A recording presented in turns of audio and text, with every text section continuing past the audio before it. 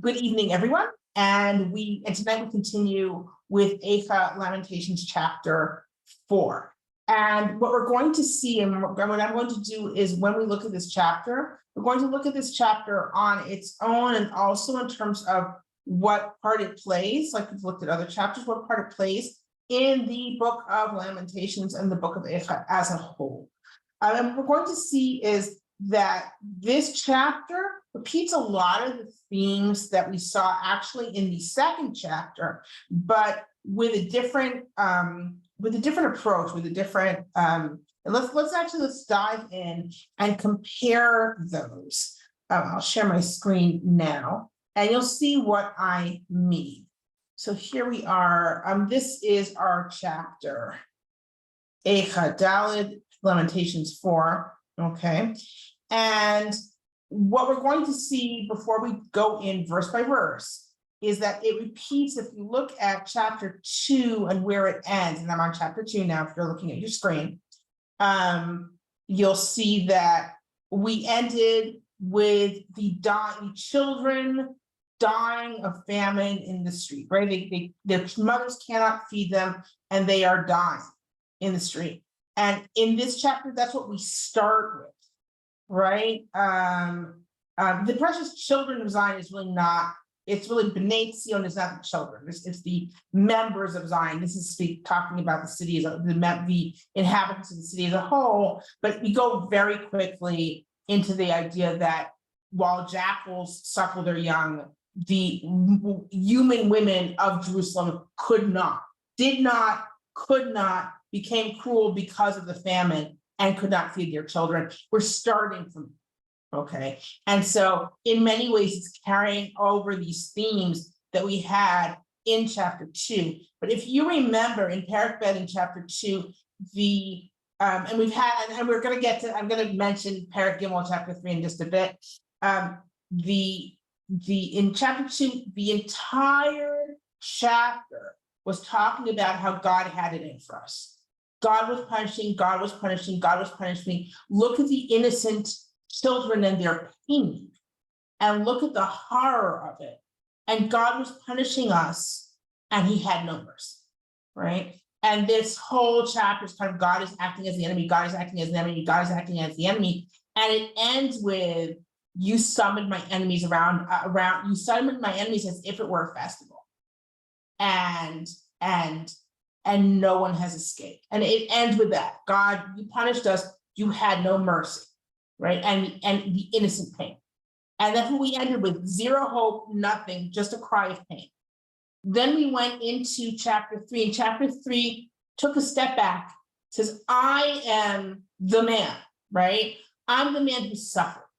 And I will tell you that I suffered. I'm a righteous man and I suffered, but I will tell you that when you suffer, what you must do is you need to recognize that God is just. You need to recognize your sin. You need to be quiet and suffer. And then you need to cry out to God, and God will reconnect with God. And God certainly will not forget, right? Those who after the initial beginning of chapter 3, where God has shut out my prayer, right? And God has acted as an enemy. Then there's that switch, if you recall, that switch where the man, right, the person who's speaking has hope once again. It's because God in the end is just. God does not want to cause pain to those who trust him. And if you suffer silently and then trust in God and then turn to God, God will listen. Okay, you submit to God, then God will not reject forever, right? God will not reject forever. So this was the kind of message of chapter 3 and the turning point in how we're looking at all these lamentations. So where chapter 2 was just a cry of pain and seeing God as the enemy, what we're going to see is return to some of those themes in chapter 4, but without this idea that God is the enemy. God is not the one. It's not that God is, it doesn't say, and God is doing it. But that's not what the point of chapter 4 is. Chapter 4 does not say that God is doing this. No, the point is the underlying sin and the suffering, okay? And we'll see that the terms of suffering are all wrapped up in this idea of the people or the leaders have not been acting correctly, okay? And without directly accusing God. And then the end is far more hopeful, is our first kind of looking towards hope for the people, rather than just vengeance, a look towards hope, okay? Now, because of the common themes, there are those who connect chapter 2 and chapter 4, but as I noted, the whole kind of stance is different, where the stance of chapter 2 is very much centered on God, you did this to us, God, you acted as our enemy, maybe we deserved this, but you had this, but you had no mercy. Whereas this chapter is not blaming God, right? It's God may be behind it, but it's much more connected to the sins of the leaders and this kind of, and also looking at the pain, and it ends with hope. It's a very different tenor. It does have the same unusual alphabetic order as chapter 2 did. So if we look at chapter, do I have it open here? This is chapter 3. Let me look up, we'll go up to chapter 2 here. In chapter 2, is that where we are? Yes, we are in chapter 2 now. So you will see that instead that the ion follows the pay, okay, which is not the standard or alphabetical order we use today.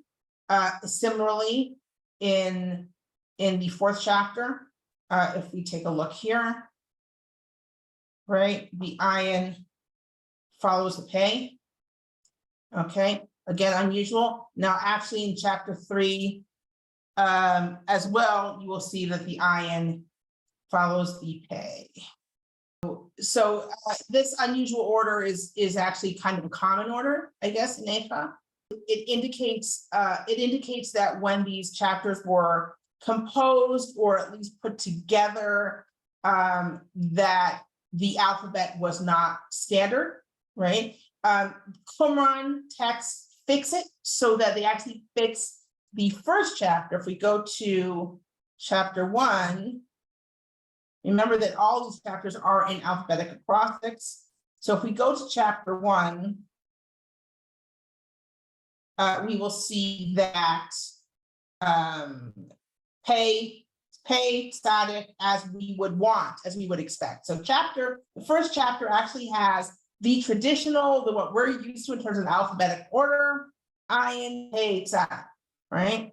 At Qumran, they fix the first chapter to match the other chapters, right? That's what they do at Qumran, they switch the verses so that it matches the other chapters in that alphabetical order. What we would have liked to do would maybe to switch the verses in the other chapters. We didn't do that because remember, in general, I'm saying something a little bit broad here, but Masoretic versions of text frequently tend to be the ones that maintain the errors, are less harmonistic. They try less to fix things, right? And try more to maintain them. There are exceptions, I'm not saying there aren't, but in general, that seems to be, if you want to say a rule, that seems to be the rule. So so it does share that order, but that isn't really saying much.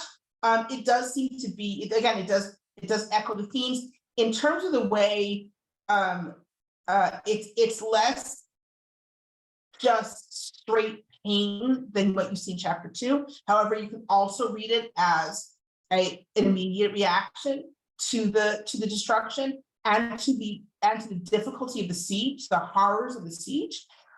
In addition, the fact is that when we read it in terms of its place in the book, right? So we read it after chapter 3. So it's easier to see the same themes from chapter 2 repeated now without accusation of God. It feels more natural after we've come through chapter 3 with its theological message that we need to take a step back and we need to accept God's justice, and then we can reconnect. Okay, so with that in mind, let's dive in. Any questions before I start? Yeah. Miriam? Yes. Can I just interject a piece of zoological trivia in here? Sure. Yeah. Are you sure I'm not going to get to it though? Are you going to get to it? Are you gonna, if it's about the ostrich, I'm going to get to it. If it's about something else, then I Okay, will. so let me hear what you have to say, and then I'll interject. Okay. Okay, so when we get to the ostrich, I will say what I have to say, and I will pause. Okay, great. Okay, so let's start. We start with Eicha, right? Our car. Miriam, Yes. one more question. How did you Sure. know that in Qumran they switched the order? Because we have it from Qumran. Yeah, but We how do you know have Qumran how do you know that limitations. that wasn't the way they had it, that they actually had it, and that someone In else general, switched I it later? mean, because I get the main, I think that first of all, let's look for a second before the main reason is because anyone who wanted to harmonize for this book would have done something similar if they want. In other words, if that was the way it was, then that's the way it would be in this book as well, because it matches. No one fixed chapters 2 through 4. If we had this book and all the chapters fit our alphabet today, and we got scripted Qumran, and scripted Qumran said was different, then I think in general, the attitude would be, oh, Qumran preserved the original order, and then it was fixed to match the later alphabetic order that everyone agreed on. But since that is not the case, and in fact, most of the chapters maintain this unusual order, right? And the first chapter has a different order that could have easily been fixed, and yet it's not fixed. That is probably the main reason to say that. In other words, it makes the most sense because it's difficult. It's one of those places where the thing that's more problematic for a harmonistic reader, we assume is the original, right? Because that's the thing that would be fixed. The same way we have a principle called the lectio difficilior, which means that if there's a word that's more difficult and then it's simplified in another version, there is a tendency sometimes to see the more difficult word as being the original. In other words, it's the more uncommon word that would have been fixed to something else, right? Or the word that causes a difficulty that would have been fixed. We can't take that rule and apply it across the board. It's not always like sometimes someone simply made a scribal error and created a difficult word, but there is a principle like that. And the same way here, where when we have something that's created an inconsistency, it actually makes sense if you know something about the ancient alphabets, that's where we go. Okay, let's go back into our text. Eicha yuam zahav ishne haketem hatov tishtapechna avnei kodesh berosh kol chutzot. How has the gold dome? How has the also the fine gold been changed? You could say been debased, also been dulled, and the precious stones are poured out on the edges of every street or the corner of every street. So what are we talking about? At this point, we're like, oh, are we talking about the city itself that's been burned? Are we talking about the treasures of the Beit HaMikdash, of the temple? No, the second verse tells us what we're actually talking about. B'nai Sion ha'ikarim, the children of the precious children of Zion. Now here, we can translate it as precious children of Zion. It really means the inhabitants of Zion. Banim here doesn't mean little children. It means the members of, okay? So we're not really here talking about the little children. We're talking about, in general, the inhabitants of Zion, the precious inhabitants of Zion. You could read it as the children because we're going to go right into the children next verse. So it's either the children or just the inhabitants of Zion, who should be kind of weighed as gold. How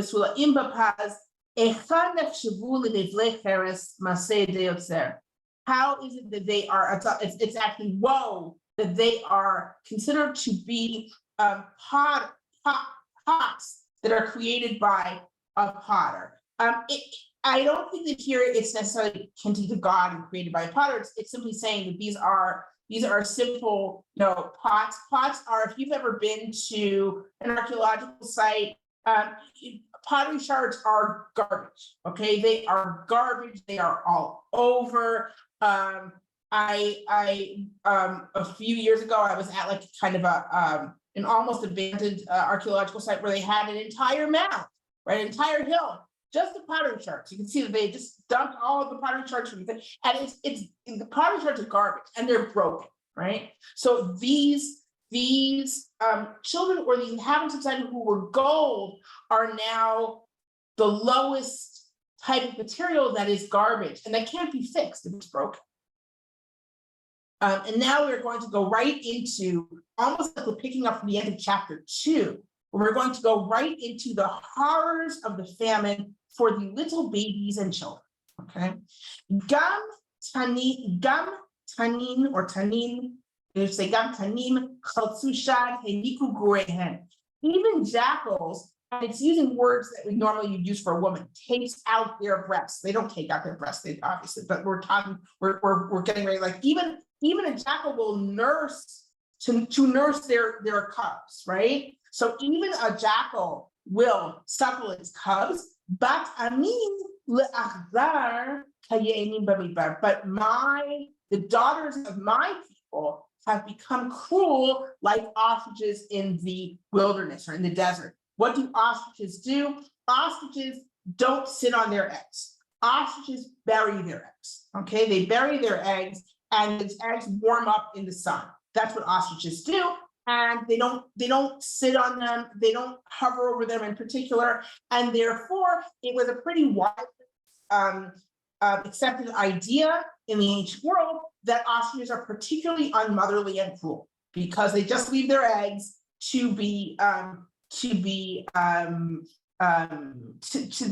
mercies of predators. Of course, the idea was for ostriches that they buried them, and B, they've got very thick shells. So the idea is that they're not quite that helpless. But the general idea, if you ever frequently you'll see it biblically and also extra biblically, you'll see the idea of the ostrich being mentioned as a particularly cruel and heedless mother. Does anyone want to add anything about ostriches, or did I cover it? Okay, yeah, you covered it pretty well, but ostriches are the people who wrote this really know they're ostriches, unlike a whole bunch of other biblical metaphors which are really off track. This one is pretty on track. The thing about ostriches are very interesting. First of all, unlike the vast majority of birds, ostriches are polygamous. And the young are not just the eggs. The eggs, as you said, because the ostriches are huge, the eggs are huge, and their shells are very, very thick. And there are very few animals that can actually break an ostrich egg. Among the few that can are the Egyptian vultures, who actually use stones to crack them open. So the ostrich, and because the desert sun is so hot, it incubates the eggs without the mother's protection. And the eggs are fed both by the males and the females, and because the birds are polygamous, it's a You mean group the chicks? activity. The chicks are fed both by the males and the females. Exactly, the chicks are fed both by the males and the females, which means there is no strong connection between any given parent and any given chick. And they don't really need all that much protection because, well, like chickens and turkeys, they are nidifugous. They are born fairly mature and self-sustaining. So although they have to be fed by the parents for a very limited period of time, they are pretty immune to predators, because if a predator threatens them, they can just pick up and run away. There are very few chicks that can do that, but ostriches can. So they're quite independent. So they need a minimum of parental care for a whole bunch of reasons. Well, cool. And therefore, they are being brought up as a particularly cruel mother. That's our bottom line here. Here they're like, these ostriches, they lay eggs and then they just leave them. So this is what you turned our women into. You've turned them, even jackals who are the wildest animals and kind of wander around, even they take care of their cubs and suckle their cubs. our women became cruel like ostriches. Why? Two possible reasons. Either they were conserving their own strength and therefore not nursing their babies, or they simply didn't have milk. They weren't eating, they had no milk, so they could not, right? But what does that mean to a mother who has to turn away from her crying baby? She was made to cruel. I almost said you, right? There is no you here. No, it's here. No one's saying, God, you did this, right? It's not like our second chapter. It's not like Perek, okay?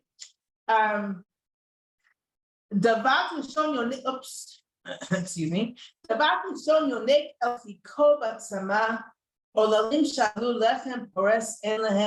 So the little babies who need to suckle they're so dried out that their tongue is stuck to the top of their mouths. And little toddlers who can speak, they're not nursing anymore. They're asking for bread, and there's no one to give them bread. Right? No one can give them bread. Those who used to eat delicacies are lying there starving the streets. And those who were raised lying on tolat shani, on like this expensive scarlet cloth, are now lying in garbage heaps. Ibn Ezra actually says these are talking about people who have already died and are thrown on garbage heaps. Well, it seems Ibn Ezra is talking also from a kind of a perspective of a medieval exegete, like this is what you do with dead people, throw them on garbage heaps. But I'm not sure the idea here is that they're already dead. The idea is that that's what they're lying. They're lying in garbage. And these are the children who used to lie on the most expensive plots. And now we go right into sin, right? Again, we have the same situation, same pain and horror, but there's no accusation of God.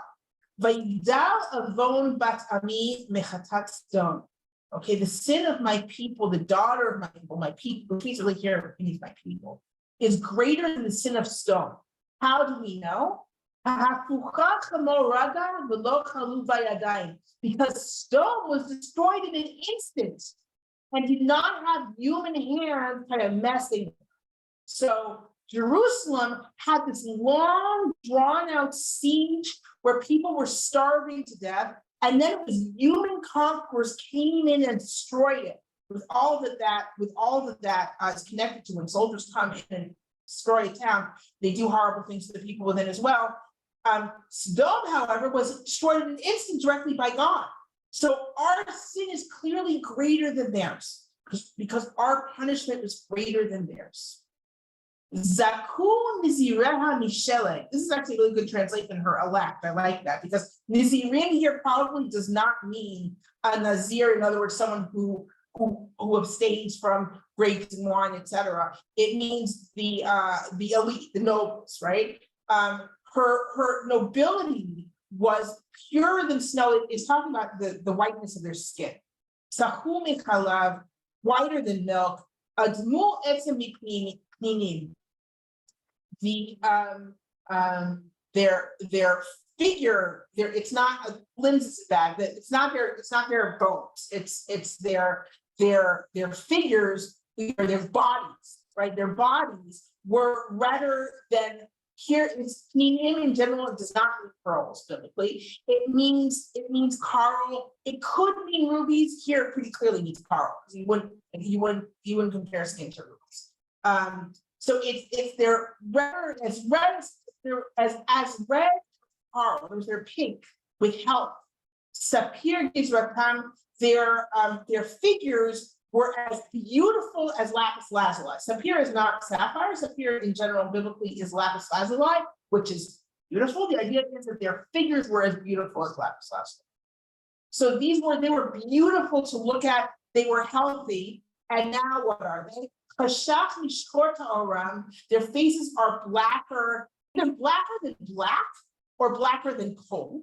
Lo bikuva chutzot, you wouldn't recognize them in the streets. Safat oram al atzman, their skin has dried up on their bones. They're all shriveled because of the thirst and the hunger. Yavesh hayachaetz, they're dry as wood. So the nobility, healthy, noble people are now walking around unrecognizable, dark and dry. Tovim hayu and devoid of life. The idea is that the life's been sucked out of them. Tovim hayu chalei cher michalei ra'av. It would be better to be killed by the sword, or if those killed by the sword were better off than those killed by hunger. Why? This verse is difficult to understand. There are three options.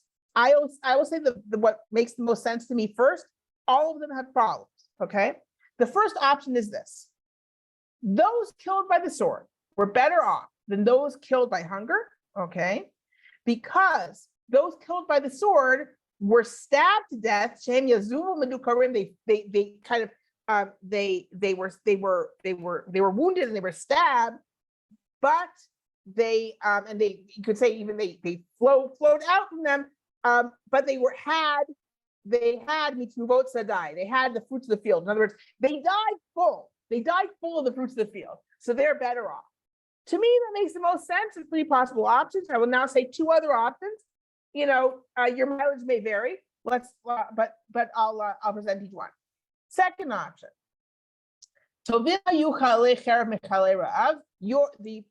killed by the sword better off than those killed by hunger, because those killed by hunger, those killed by hunger were kind of harmed, were hurt from the lack of fruits of the field. Okay, that's option two.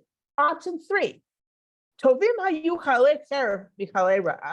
better, those killed by the sword were better off than those killed by hunger, and those killed by the sword, they were essentially stabbed to death, and the others, mitzvot sadai, were died from a lack of the fruits of the field. Okay, so basically, yes. So basically, what you're saying is the author of Eicha, their Hebrew teacher, would come down on them for leaving Shehem as a dangling participle. All these dangling participles, though, I think Shehem. No, Shehem is fine. Shehem is fine. The problem is that you're lacking, because there's in general a principle with biblical verses, and if Ibn Ezra likes talking about and stuff like that, that you have. You can repeat. You don't have to repeat the first words of a phrase. You can just I forget the phrase for it, but you can kind of continue and act like the end of the verse is continuing. You can say Shehem and then continue to the end, right? You don't have to repeat it, right? It's I forget the phrase for it. There's a specific phrase that means that. You can absolutely do that. Well, the problem is you're missing the mitnuvot sadai just means from the fruit or from the bounty of the field. It doesn't mean from the lack of, right? So it's very hard to understand it without that. If it was from the lack of the fruit of the field, or from missing, or from the hunger for the fruit of the field, or something like that, it would be much easier to say, okay, this is picking up from Chalei Ra'av, from the people who are dying of hunger. You don't have that, and that makes it much harder to figure out what's going on in the sentence. Is this talking somehow about people who got killed by the sword, or is it still talking about people in hunger? What are we missing here, right?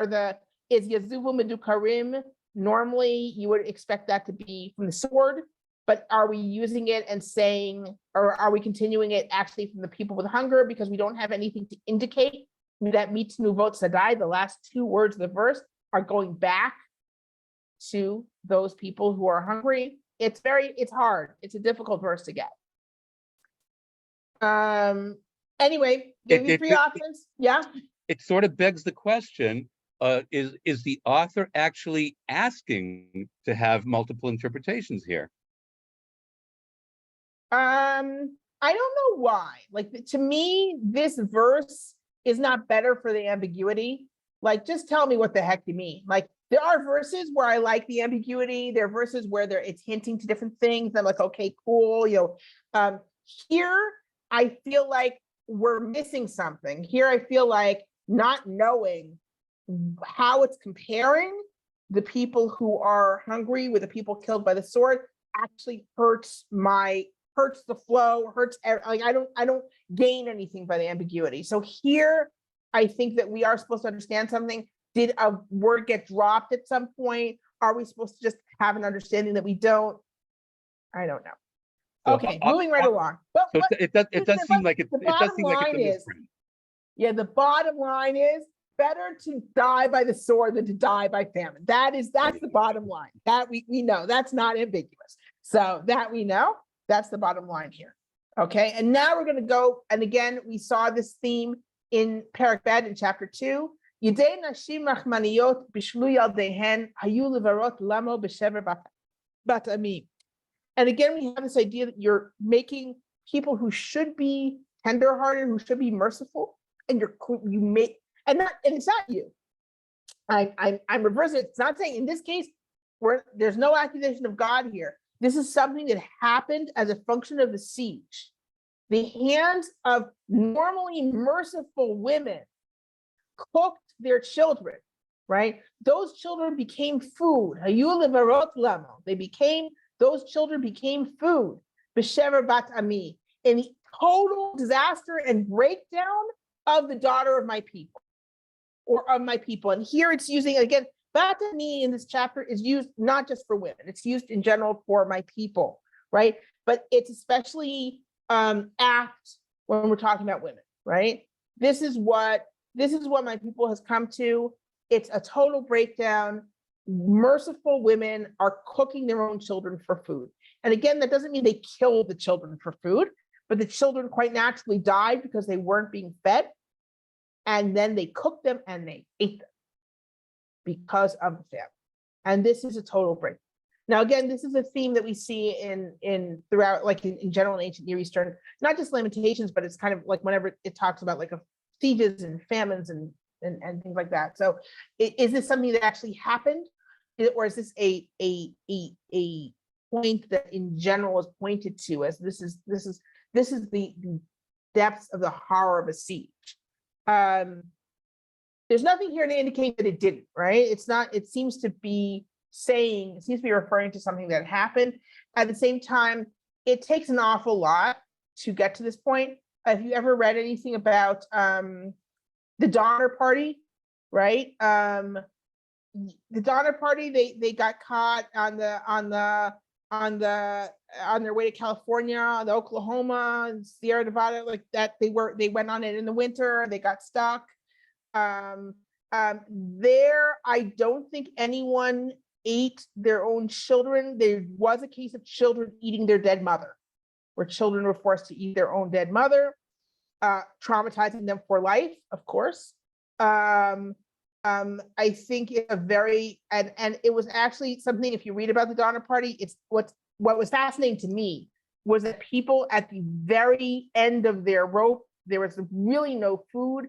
Women took in children who weren't theirs and to take care of in this situation where people had nothing and were going to die from hunger.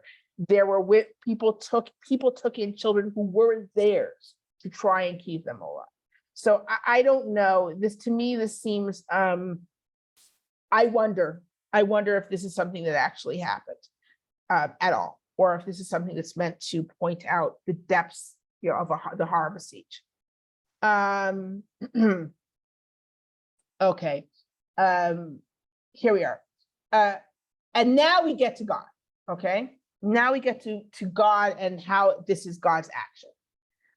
Kila Adonai et chamato, shafach haron apo v'yatzet esh b'tzion v'tochal yesodoteha. God has expended all his anger. He's poured out all his wrath, and he set fire to Zion and consumed its foundations. Now, there's an argument here: are we going back to talk about just the city, or what what from the flow seems to be is this is explaining what we just read. We just read about the total breakdown of the inhabitants of the city, personified in this act of normally merciful women to they're eating their own children, poking their own children.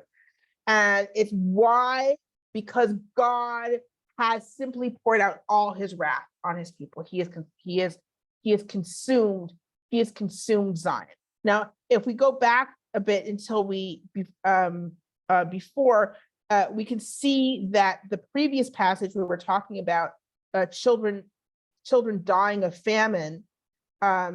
We had Vayigdal avon bat ami mechatat stom, that the sin of my people is greater than the sin of Stom. This also kind of gives an explanation, a theological explanation. Why are these children starving to death, babies and little toddlers? Why are they starving to death?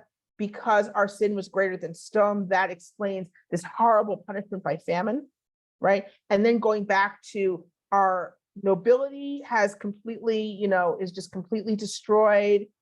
It would be better to be killed by the sword. And look what's happened to, now we're looking at adults. So we looked at the death of children by famine, the innocents. And now we're looking to how the adults have been changed.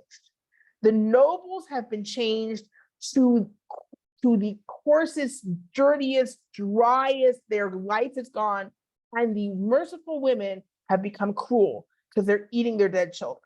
Okay, so everything has been destroyed, everything has been taken. And before the punchline, the explanation, I shouldn't say the punchline, the explanation was our sin was clearly greater than Stom. Here, the explanation is God has vented all his fury. He has finished all his wrath against us. Okay, and now we start now we're going to go into the sins of the leaders. Lo ha'eminu malchei eretz, lo ha'eminu malchei eretz, kol yoshvei tevel ki avot sar v'oyev b'sharei Yerushalayim.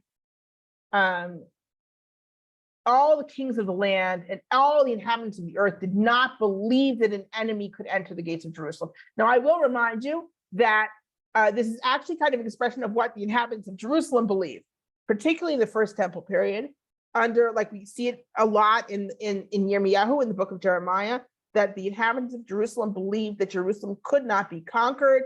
Why? Because God lives in Jerusalem. And this belief was bolstered by the fact that Sanherib, when he laid waste to Yehudah, did not in fact conquer Jerusalem, right? So this made everyone believe, okay, Jerusalem cannot be conquered. And now that belief is kind of being said, no one believed it. No one believed that Jerusalem could possibly be entered by an enemy. Why was it entered by an enemy? And here we have, again, the explanation. Michatot nevi'eha avonot kohaneha hashofchim b'kirbat dam tzadikim.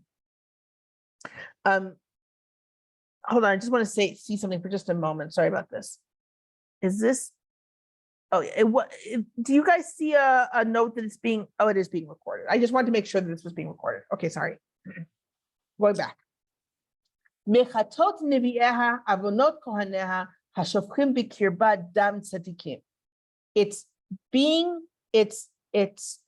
was conquered because of the sins of her prophets and the iniquities of her priests who poured out in her midst the blood of the righteous.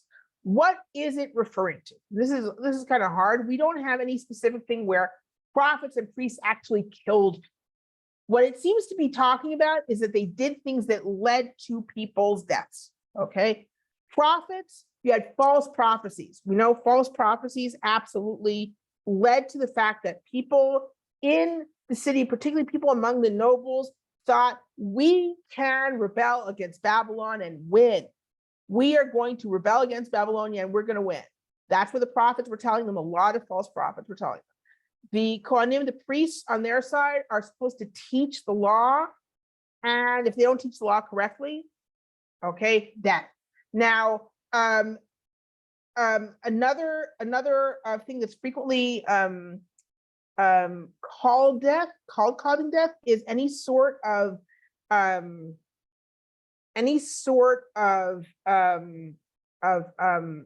messing up a judgment, right? If you cause an incorrect, an unjust judgment, you can lead to someone's death.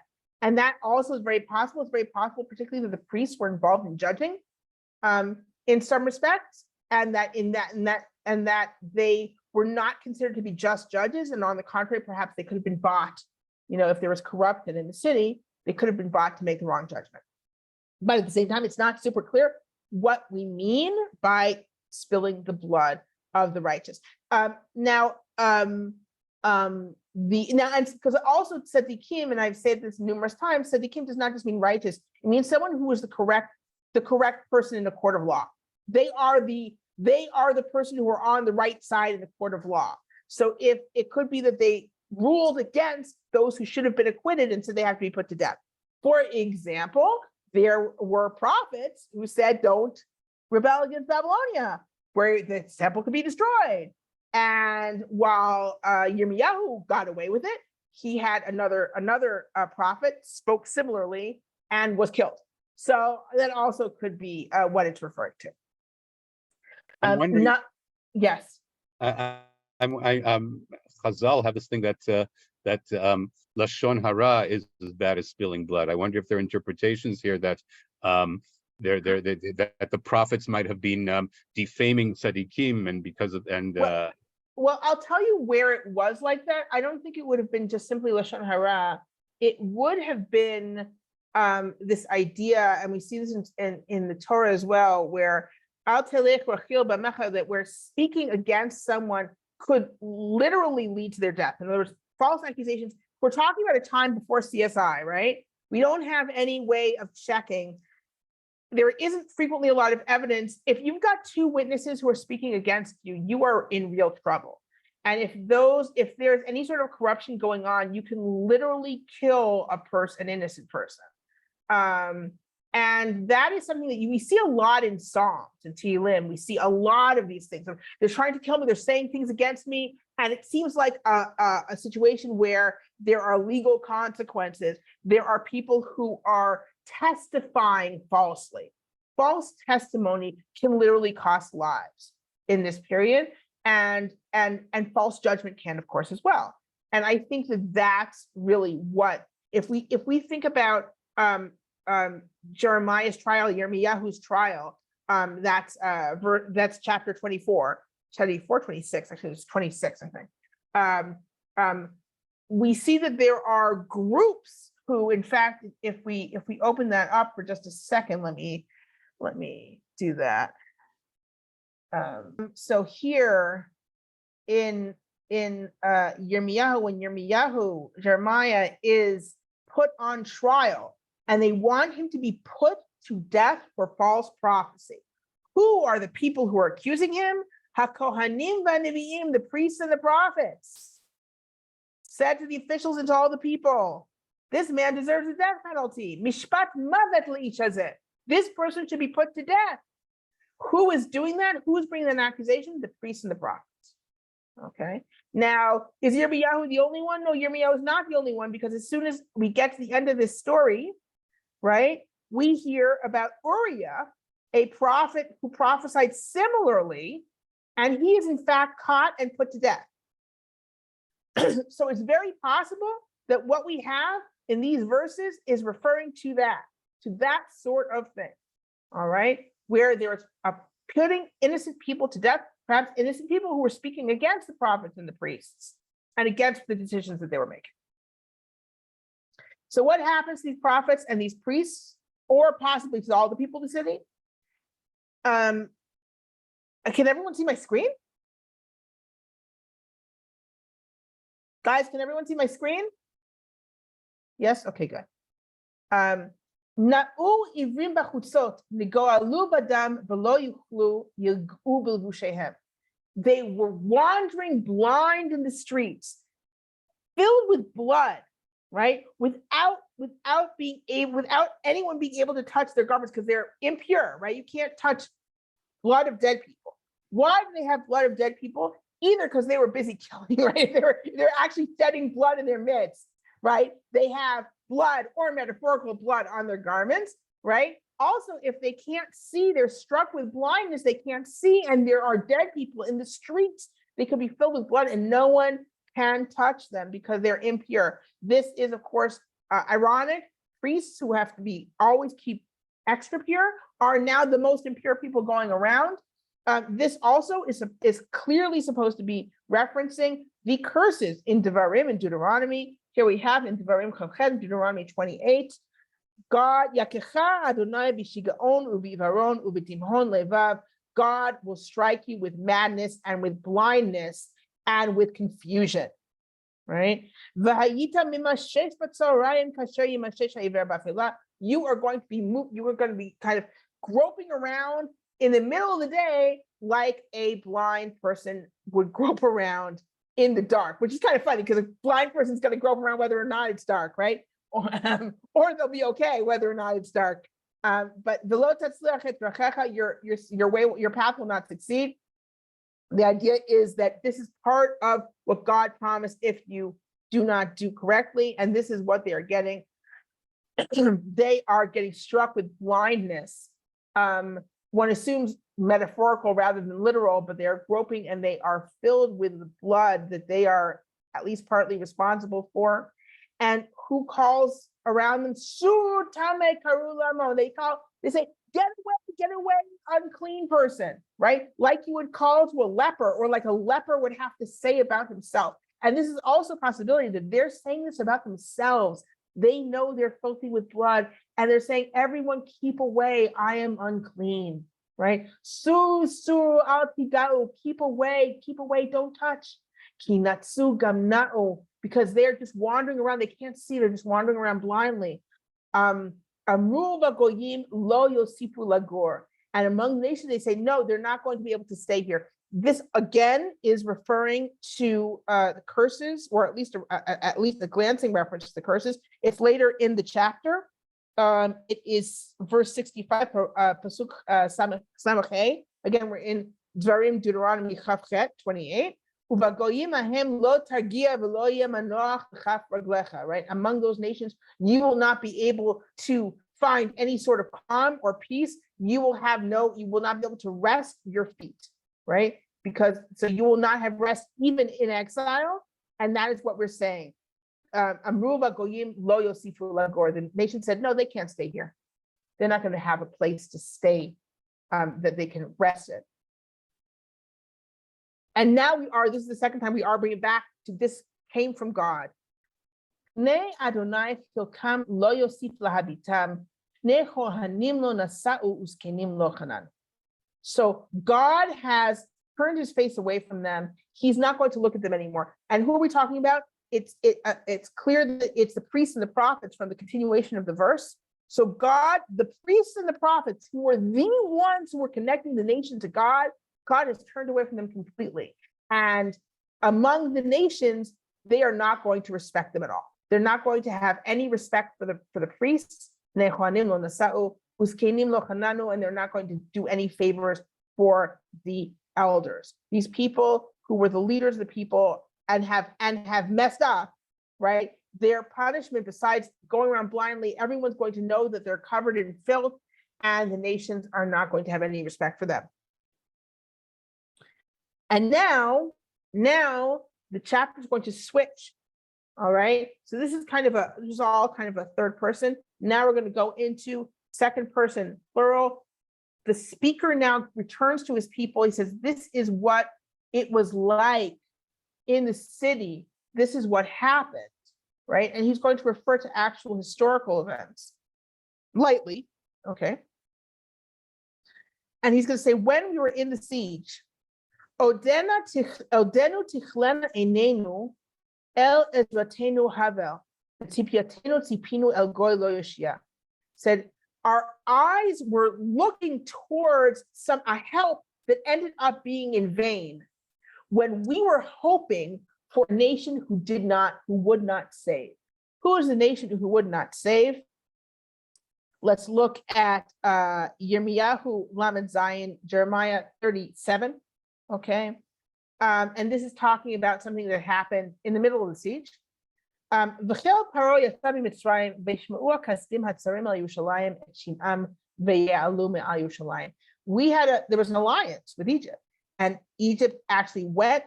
The Egyptian army actually was actually on its way supposedly to help, and the Babylonians heard, and they were in the middle of the siege, and they left.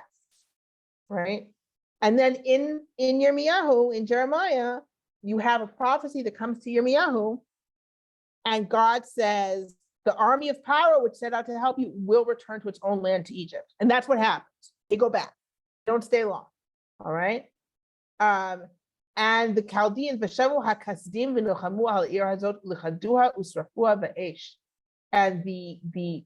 namely the Babylonians, will return. They will fight over the city. They will trap it. They will conquer it, and they will burn it down with fire. And that is what happens. So the Egyptians come. The Egyptians are coming. They think, okay, great, we're saved. But the Egyptians do not stay. They are, in fact, the bent reed that Yirmiyahu warned about. And here we come back to our verses. Okay, so we waited for a nation that didn't help. Sadut sa'adenu milechet berchovotenu karav kitzenu malu yamenu kiva kitzenu. So our steps were hunted. They came into this. It's possible this is actually talking about when they actually came into the city.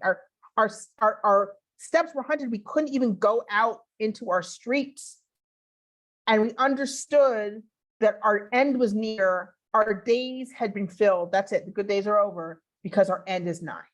All right.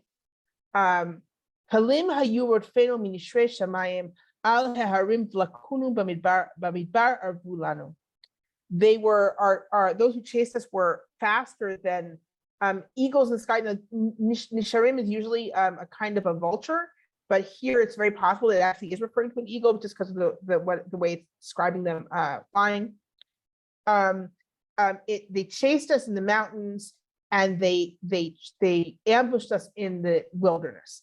Now, what's going on here? And then it continues on. So they're catching them. They're chasing us. Not only are they capturing the city, but they're chasing anyone who tries to escape.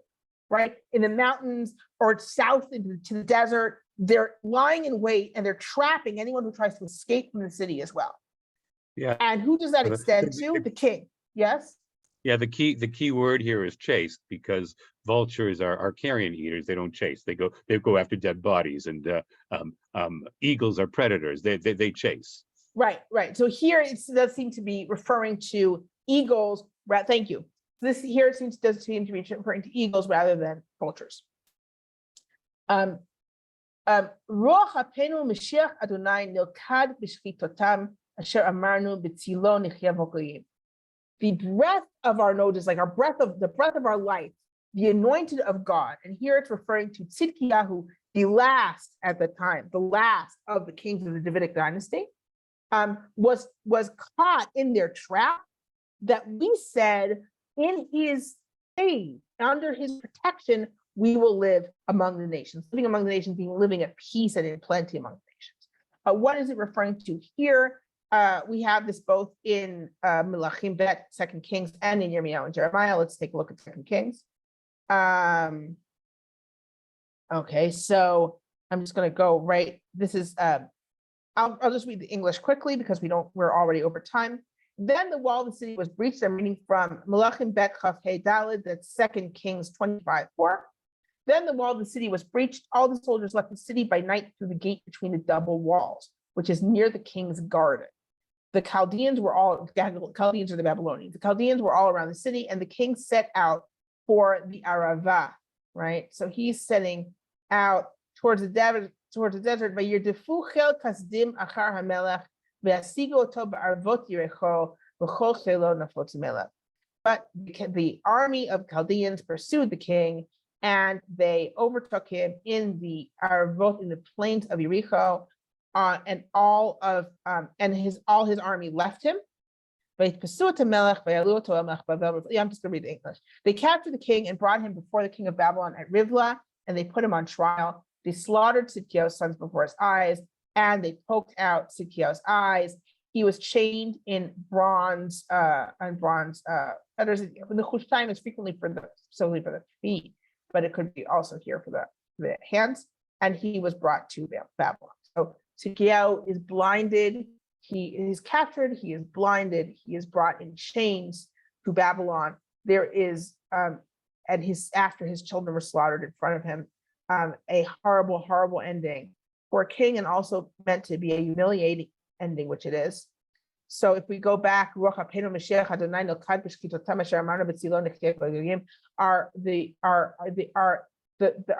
breath, the anointed of God, was trapped by them. He who we said in the shadow we will live among the nations, and he is brought as low as he could be brought. And again, if we go back to they lay in wait for us in the wilderness, they on the one hand, it's talking about everyone who's escaping. On the other hand, it's also referring to Tzidkiyahu, the king. Once he is captured in such a definitive way, there is no more hope, is the idea. There's no hope, and no immediate hope. Because we end differently in this chapter than we've ended in any other chapter so far. Okay. First, we have the call for vengeance, which we have seen before, particularly in chapter 1.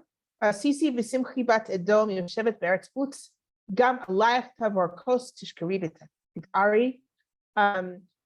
So be happy, daughter of Edom, meaning people of Edom, who dwells in the land of Utz. Utz is not just Edom. Utz kind of borders Edom. To you also the cup will pass. You will become drunk, and you will expose yourself from drunkenness. So again, to the cup will pass. I've mentioned this before. Biblically, drinking is always bad. It's either poison or it's something that's going to get you drunk. And so you also shall drink the drugging poisonous cup, right? That will also get to you the way I had to drink it, and you will get drunk and you will expose yourself, meaning you will be brought down in shame. Why Edom? Why Edom? Now we're so used to, and maybe you guys here you're more used to thinking in terms of First Temple, but certainly in the context of Second Temple, we're so used to saying Edom is Rome, right? And then later, of course, in Middle Ages, Edom is Rome, which is Christendom. But for us, it's enough. Edom is Rome. Rome, of course, brings down the Second Temple. So we're used to this idea of, well, of course, we're going to curse Edom. But in the First Temple, Edom is not the enemy. In fact, the Babylonians are not named once in the Book of Lamentations in Eicha, right? They're not named here. Why are they not named? Probably because they're dealing with Babylon. These lamentations are written and are expressed and are recited when we're living under Babylonian rule, whether in Babylon itself or those who have managed somehow to remain in Judea and Benjamin area. Everyone is living under Babylonian rule. So you're not going to have something you recite talking about how horrible the Babylonians are by name. You're simply going to say the enemy, and everyone knows what you mean. But here we start cursing out Edom. Why are we cursing out Edom? And we have this over and over. As you know, there's a whole book. Okay, it's a 1 chapter long book, right? Obadiah, which is all about how terrible Edom is, right? And it also seems to be reacting to the destruction. Jeremiah also has a chapter that has a lot that's parallel to the book of Obadiah, or Obadiah has a lot that's parallel to the book of Jeremiah there. Also focusing on how terrible Edom is and what Edom did to us. What Edom seems to have done to us is, first of all, Edom, we have a long history with Edom, it's particularly in the First Temple period. For most of the First Temple period, Edom was actually a vassal state of Judah, and then at a certain point rebelled. At the same time, there's a very strong tradition that we are brothers, right? We are related. We have a close connection.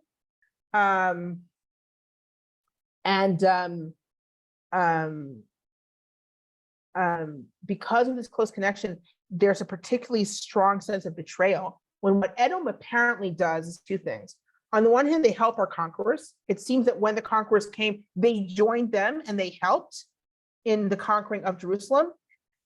Also, and this we know through historical documents, we know from have archaeological finds of letters that we have in the southern area, that at the same time that we were trying to defend ourselves against Babylonia, Edom was biting off pieces in the south, and both taking what they could in the south and also distracting us from the Babylonian enemy. So it was particularly hard to defend ourselves from Babylon when Edom is attacking us on a separate front and taking whatever they can.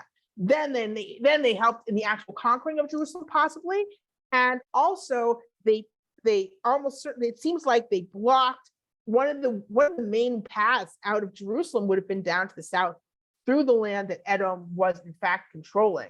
And it seems that they captured people and turned them over to the Babylonians. So they betrayed us in numerous ways. And this betrayal was particularly painful given this history of we are brothers with Edom. We have a connection to Edom. And yet look at how they betrayed us. And also, of course, that kind of betrayal of we used to rule them.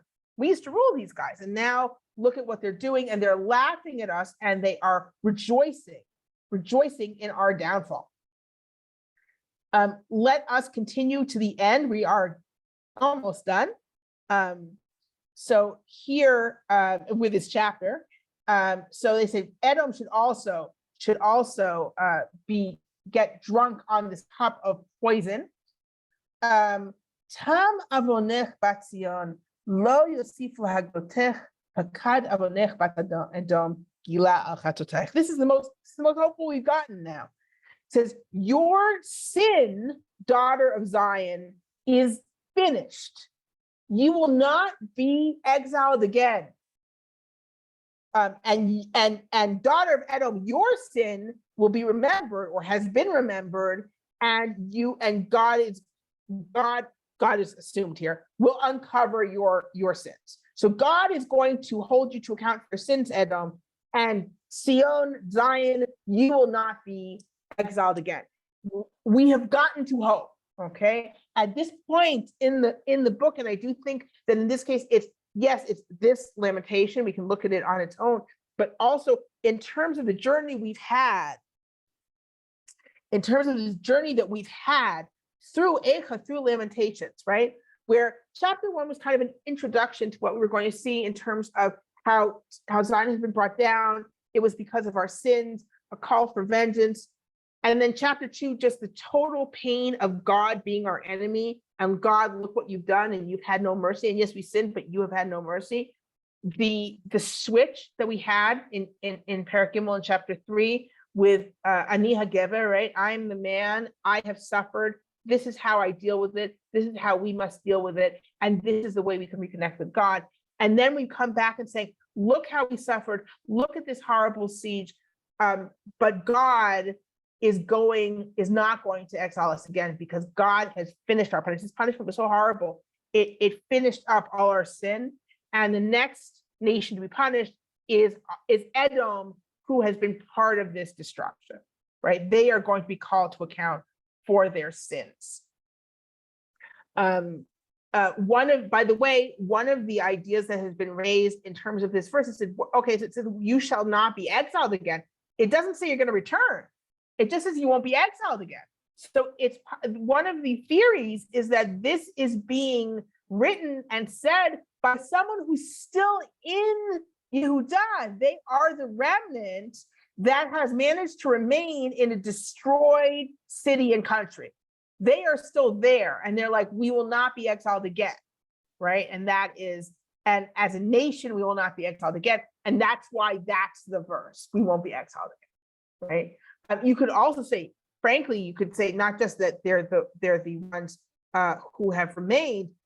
It could be that it's before Gedaliah's death, right? Because in that period between the destruction of Jerusalem and the death of Gedaliah, there was a hope that they could kind of stick around Yehudah, and there wouldn't be as total of an exile as. And again, I'm not saying that everyone was exiled. That's what they call the myth of the empty country. There were clearly people who were able to remain, right? But there was even a hope. It seems like if you read the end of Yirmiyahu of Jeremiah, that there was a hope that maybe if they kind of hung around outside of Jerusalem, they'd be able to come back and rebuild. And that ended when Gedaliah was assassinated, and then they had to leave. That at least Yirmiyahu's group had to leave. Now, again, some people still remained in the area of Yehuda and Binyamin, and we can see that from the census rolls kind of that are represented in Ezra and Nehemiah. If we actually look at the cities that it's talking about. But the idea is that, at any rate, what I wanted to say about this chapter is we're ending with a note of hope, which we have not seen until now. And it's that note of hope is going to introduce us to the last chapter, which is a whole different, which we'll see has the distance from the destruction, saying, okay, this is what happened. This is where we are. This is what we hope for, and this last verse is bringing us to that, to kind of coming out of the grief and into the hope and looking towards the future.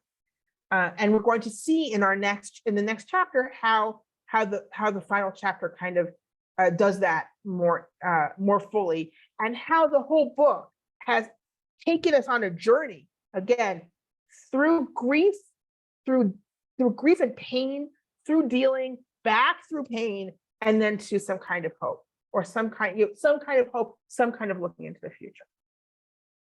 Question? Yes. I find it interesting that, as you pointed out, the Babylonians as the Kasdim are never mentioned anywhere in Eicha, and that could be out of fear because they were the authority and power. But Kasdim are mentioned by Yeshayahu, Yirmiyahu, and Yechezkel, and when it's mentioned in Yeshayahu, mostly it's the later chapters of Yeshayahu that have often been associated with the time of. But that's easy because that's under the Persians. Under the Persians, you can say whatever you want about the Babylonians. Okay, all right. Yeah. But still, they're mentioned by Yirmiyahu and they're mentioned by Yechezkel. Right, and these books are not being recited every year, right? So I think that this actually points to the idea that these are lamentations that are supposed to be recited in public and said in public on a regular basis. This takes us back to what we said about what are these lamentations being written for? When are they? And the answer is that everyone is fasting for the temple on regular fasts every year. So everyone's getting together. People don't just, in these days, we have this idea that everyone's kind of like a lot of people just kind of fast at home. I'm just not eating. No, there's a general idea that on a fast day, you gather, you're fasting together, you're mourning together. And that would be the idea for each of these fasts, that people would come together on the fast day. And what would you do? You would read these lamentations. Well, if you're getting together in a group, you're reading something out loud, and you're living under the Babylonians, it might not be a good idea to say Babylonian out loud a whole lot, right? Enemy, okay, right? We're saying Babylonian over and over, someone's going to say, hey, what are they saying, right? You might not want to do that. So that might be the difference, right? As opposed with something that you might, even if you're reciting, like even if you're reading Yirmiyahu, Jeremiah out loud, it wouldn't be in some large gathering, large communal gathering. It would be maybe a couple people or a few people or whatever, and it wouldn't be and you could choose your setting. Whereas here, if you're doing it on specific fast days when everyone's gathering, you would want it something that you could feel, you can confidently say out loud to a largish group of people. It still is interesting to have this kind of wrap up with Edom, and you wonder, like in the context of a book like this, of Eicha in particular, you wonder if it really is maybe code for more than just Edom, right? Where beyond the Edom is Rome that we get in the Second Temple period, and maybe already in the First Temple period, we can't say Babylonians, so let's say Edom, maybe. I'm wondering if this is a precedent for the later vilification of Edom. I mean, obviously Herod was from Edom, but this mentioned this negative association of Edom already back in the time of Eicha might set a precedent for the later vilification of Edom in later sources. Oh, yeah, but we have Obadiah. I mean, we have the book of Obadiah, but absolutely and again, the book of Obadiah is already connecting Edom to the destruction, right? To something that's being described pretty much like the destruction. And we have it in Yirmiyahu and Jeremiah. But it's true that having it prominently in Eicha absolutely opens that thing. And it's such an easy thing to do, to say Edom is Rome. And then with the rise of Christendom, and particularly even earlier than even earlier than what we think of as the Middle Ages, Byzantine Christendom, which made life so difficult for the Jews living in this part of the world, in the land of Israel. It was a very clear, if you look at early poetry by Yanai from I think it's the 10th century. So it's early-ish, and he's very clear when he talks about Edom. As soon as you have something about Edom, he just jumps right away to talking about the situation about Christendom, essentially.